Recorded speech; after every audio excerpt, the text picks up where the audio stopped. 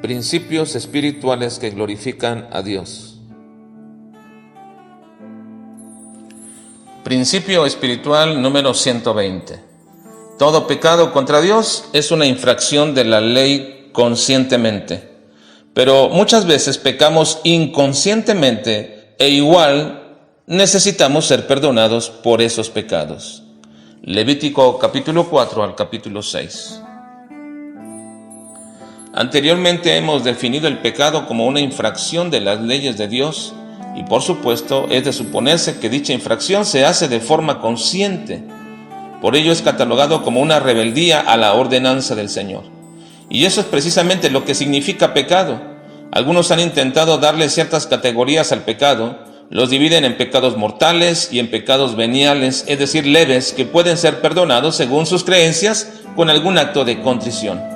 Pero la Biblia nos dice que nosotros pecamos en tres formas: llevando a cabo un acto que conscientemente sabemos que infringe las leyes de Dios, y esto es rebeldía en contra de Dios. También podemos pecar con el pensamiento, es decir, no necesitamos llevar a cabo ningún acto, simplemente en nuestro pensamiento podemos pecar. Y luego también la Biblia dice que al que sabe hacer lo bueno y no lo hace, le es pecado.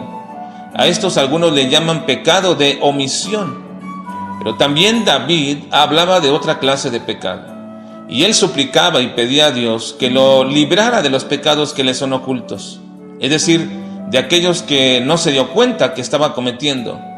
Sería muy difícil determinar toda esta clase de pecados, aun cuando se nos dan algunos ejemplos en esta lectura. ¿Y cómo es que nosotros podríamos pecar sin darnos cuenta?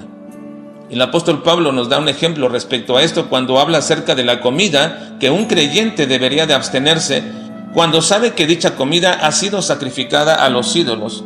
Pero también pudiera ser que él no supiera que esa comida había sido parte de algún sacrificio, porque era muy común en aquellos tiempos que en las carnicerías se vendiera esta clase de carnes de animales que habían sido sacrificadas en honor a algún ídolo o deidad pagana. Así que alguien podría hacer comida con ello y luego invitar a algún creyente para comer, y este sin saberlo podría ser ocasión de caer o de tropezadero para otros creyentes que al observarlo y que ellos sí supieran de dónde provenía la carne, pensaran que éste estaba dando un mal testimonio ante la abierta rebeldía en contra de Dios, aun cuando dicho hermano no se hubiera dado cuenta de ello. Es probable que esta sea la clase de pecados a la cual se está refiriendo David, de los que uno no se podría dar cuenta. Creo que después de saber que tal acción había ofendido a su hermano, entonces tenía la necesidad no solamente de dejar de hacerlo y de pedir perdón a Dios, pero también luego debería de ir y pedir perdón a su hermano, porque no hay tal cosa de decir que arreglamos nuestro asunto con Dios, pero no lo queremos arreglar con nuestros hermanos. En las siguientes estipulaciones de las leyes respecto a los pecados, se menciona que varios de ellos deberían de hacerse con diversos animales y luego con la sangre de ellos regarse bajo el altar y también con los dedos hacia el santuario. Esto debería hacerse con toda persona que era consciente de que había pecado. Pero también estipula que había gente que había errado en hacer algo que la ley prohibía. Y en ese sentido, la palabra errar significaba que no lo había hecho de manera consciente. Es decir, no sabía que tal cosa que hizo estaba prohibida. Pero de igual manera, dice la Escritura, había pecado contra Dios y necesitaba ser perdonado. Por ello también había una ley y una ofrenda estipulada para esta clase de pecados.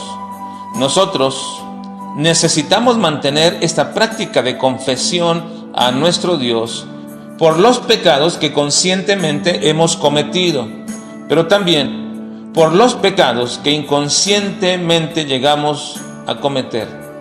Y por eso Juan nos dice: si confesamos nuestros pecados, es decir, aquellos conscientes, Él es fiel y justo para perdonar nuestros pecados y limpiarnos de toda maldad.